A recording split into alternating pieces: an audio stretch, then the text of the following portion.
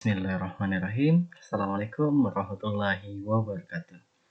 Balik lagi bersama saya Idam. Di sini kita bahas tentang analisis korelasi persen. Sebelumnya kita harus pahami dulu apa dari korelasi itu. Korelasi digunakan untuk mengukur keeratan hubungan antara dua perubahan. Nah, sedangkan korelasi persen digunakan untuk mengukur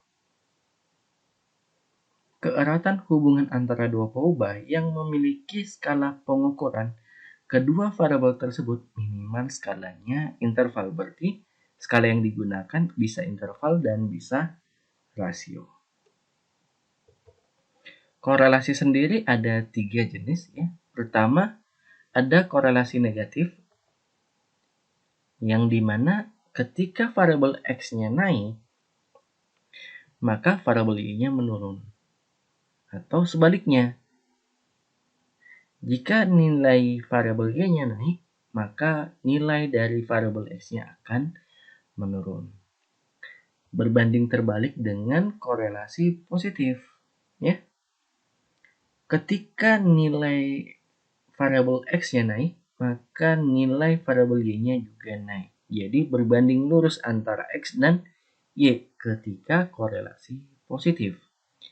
Dan ketika tidak menunjukkan suatu arah, baik korelasi positif negatif, maka sebaran datanya mungkin seperti ini, yaitu tidak membentuk suatu arah positif atau negatif.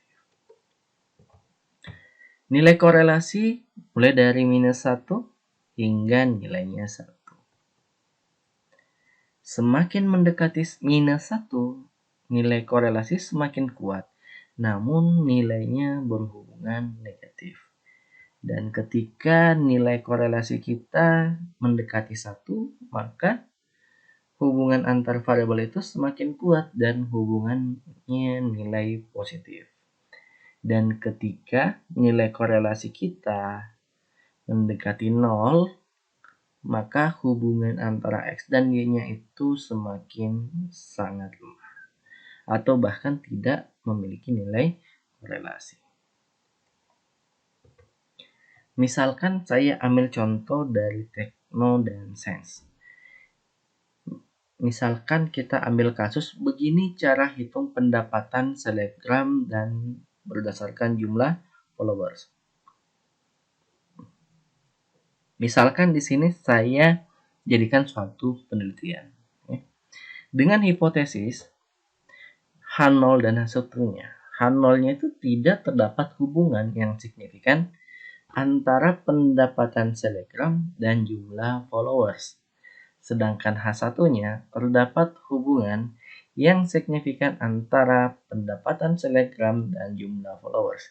Dengan ketentuan, jika nilai p-value atau nilai signifikansi lebih kecil dari alfa, maka kita terima H1 ya. Dan jika nilai p-value atau nilai signifikan kita lebih besar dari alfa, maka kita bisa menerima H0. Kita balik ke Excel-nya ya. Misalkan ini jumlah followersnya ada 9.885 dengan pendapatan misalkan 978.000 ya. Ini misalnya aja. Misalkan followersnya 13.689 ya.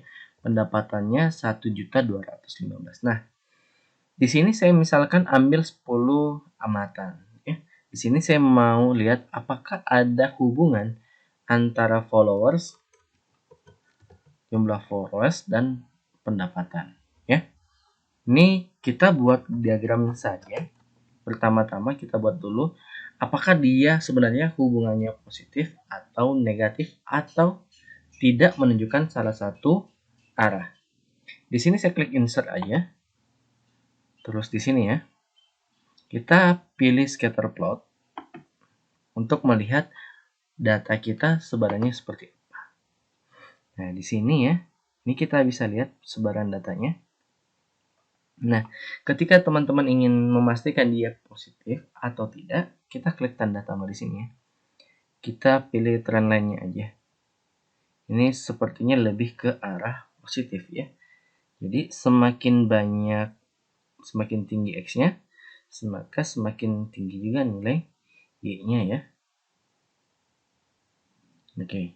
Untuk membuktikannya apakah benar korelasinya kuat atau tidak, kita balik ke SPSS ya. Di sini saya sudah buat datanya. Ini jumlah followers dan jumlah pendapatannya. Oke. Ini kita tinggal analyze. Pilih correlation, terus bivariate ya. Ini diklik aja. Terus kita pindahkan semua datanya ke kolom variabel ini ya. Tinggal klik, kita pilih korelasi persennya. Oke, kalau sudah tinggal klik OK.